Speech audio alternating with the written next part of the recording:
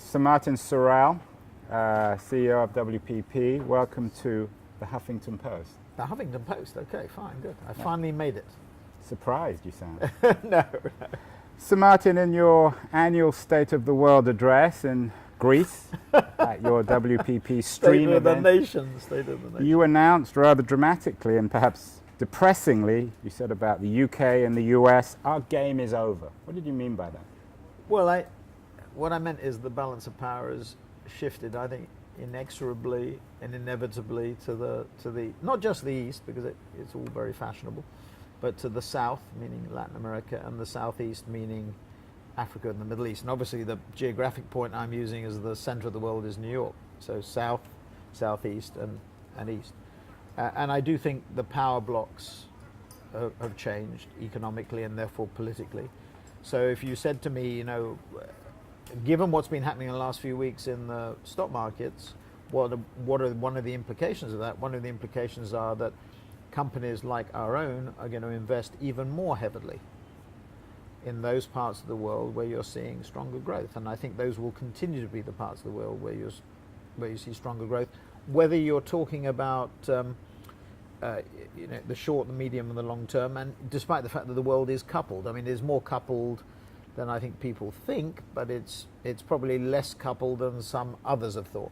Well, it's all very well for you to write off the US and the UK. I'm not because writing it off, it's big. Well, you It's say our big. game is so you had said in your State of the Union address that if you were a young person in London or New York, you would go and live in Latin America? I didn't say that. To be precise, I said if a friend said, have a word with my son or daughter, and I said, if anybody in the audience, what would you advise them? I don't think you would advise them to stick it out in the UK for the rest of their lives. Or the US? Or the US for the rest of their lives, but explore new frontiers.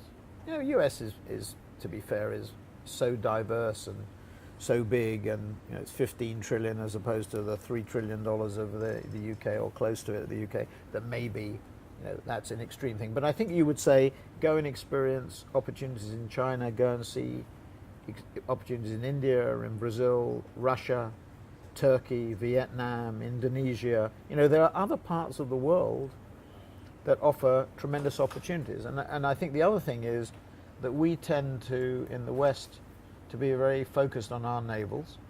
And I think it's unrealistic and indeed arrogant for us to believe that 1.3 billion Chinese, and there might actually be 1.5 billion of them when we see the census. I guess we'll see what the actual number is, or closer to it, or 1.2 billion Indians can't, or 200 million Brazilians can't produce, for example, better advertising agencies as we can. Creatives in particular go from the UK and the US to festivals in Goa or the Spikes festivals and pronounce that Eastern creativity or Southern creativity is not as good. And in fact, Latin America's performance at Cannes was outstanding. But they say that these countries don't produce as good creative work. I mean, it's a bit arrogant, and I think a little bit silly in the long term. You said, though, that the decline of the UK and the US is inevitable and irreversible, and you also described the global political climate as quite scary. What's so scary about it? Well, there are lots of things going on at the moment that Euro contagion. We're sitting here in Greece. People yesterday, when the second German resigned from the ECB, the economists resign, that it's indicative of the problems or the concerns about policy in relation to countries like Greece. So we're sitting here in Greece. Is Greece going to go into bankruptcy, default over the weekend? I mean, technically it's in default, I suppose, already. But is it going to trigger further? So there's Euro contagion. Not just Greece, Italy, Spain, Portugal, Ireland maybe less so, even France, even people concerned about other economies. Anyway, so that's one thing. Second thing is lack of attention to the US deficit and unwillingness to deal with it, kick the can down the road. Third thing is input prices, input costs, commodity prices, lowering margins and profitability of major packaging companies. This eased off a bit. Japan, the aftermath of the terrible events in Japan. I mean, the second biggest engine in the world was idle for 20 years, from the early 1990s to date, prior to the tsunami, and now we've had this and the earthquake and the nuclear fallout. Now we've had this very heavy investment in Japan, which may actually help things, but whether it'll push Japan into growth or not, we have to see. Well, very briefly. And then, then Africa and the Middle East, obviously, and then withdrawal of the deficit of the layman spending. I mean, the money drug. 12 trillion was injected into the world economy over 2 years by governments in one way or another as support. That has to be withdrawn at some point in time, and that's triggered the latest crisis. So there are lots of things going on that we worry about. Well, in 30 seconds or less. Impossible. Even for you. Yeah. 30 seconds or less, Sir Martin. 3 things that would make the world less scary.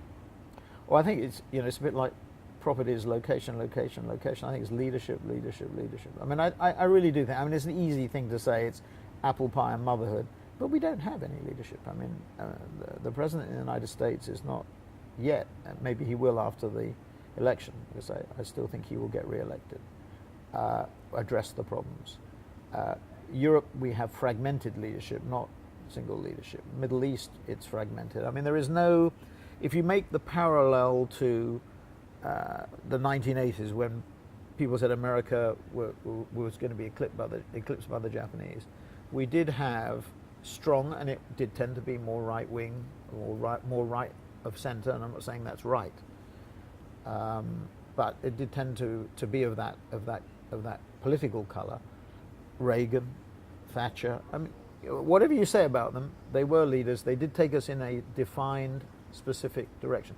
Chinese leadership is strong because it moves in a certain direction with some consistency and strength.